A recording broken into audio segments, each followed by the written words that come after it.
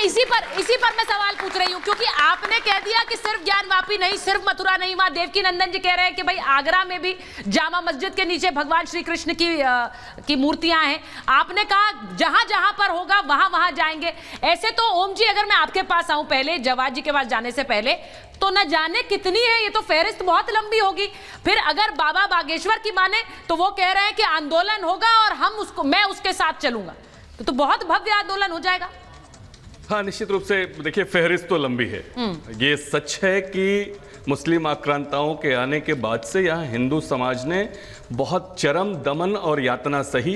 उनके धर्मस्थलों को तोड़ा गया, उनको नष्ट भ्रष्ट किया गया, एक ऐतिहासिक सच्चाई है। इसके लिए मैं आपको 1 दर्जन प्राइमरी सोर्सेज रेफरेंसेस बता सकता हूँ बिना 1 भी मिनट का विलंब किए। ये सभी को पता है। शुरुआती 300 वर्षों तक तो 250-300 वर्षों तक लगातार ऐसा हुआ कि मंदिरों को तोड़कर, हिंदू धर्म और आस्था के प्रतीकों को तोड़कर उसी के मलबे से वहाँ पे मस्जिद या मकबरे, इस तरह की चीज़ें बनाई गई जो आज भी दिखाई देती हैं। उस समय की इकोनॉमी भी उनकी ऐसी ही थी, धर्म को उनको स्थापित करना था, इकोनॉमी थी नहीं, अपने धर्म को सुप्रीम करना था। ये हुआ है, इसमें कोई शक नहीं है।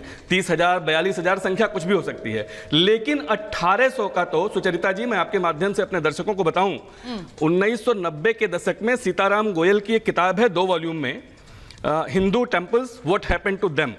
1800 का बहुत ठीक तरीके से, प्रामाणिक तरीके से उसमें व्यवहार इस बात का दिया गया है कि कैसे उनको तोड़ा गया, हिंदू धर्म और आस्था के प्रतीकों को, उन मंदिरों को, और वहाँ पर मस्जिदों और मकबरों का निर्माण कराया गया। तो 1800 तो एकदम सप्रमाण है। ये संख्या 30,000 भी हो सकती है। देखिए, आज की डेट में एटलीस्ट हम कम से कम, हमारे जो मुस्लिम भाई हैं वो खुले मन से उसको स्वीकार करें। और मैं तो ये मानता हूँ कई बार कि उनके ऊपर भी उसी तरह का अत्याचार हुआ, उनके ऊपर भी उसी तरह का अनाचार हुआ। मुट्ठी भर लोग जो आक्रांता के रूप में आए, उन्होंने इस देश में, इस समाज पर बहुत जबरदस्त तरीके से शोषण, दमन और जुल्म ढाहा है। उसको स्वीकार करना चाहिए खुले मन से। जी, आपने जो बात कही कि खुले मन से स्वीकार करना चाहिए, अब मैं जवाद साहब आपके पास आ रही हूं, क्योंकि स्वामी दीपांकर, क्योंकि आपने हमेशा जब भगवान भोले शंकर की बात होती है तो आप एक भक्त की तरह बात करते हैं, जब अयोध्या की बात होती है वहां पर भी आप भक्त स्मरण सारा हमारे दर्शकों के साथ उस भक्ति भाव के साथ जुड़ते हैं।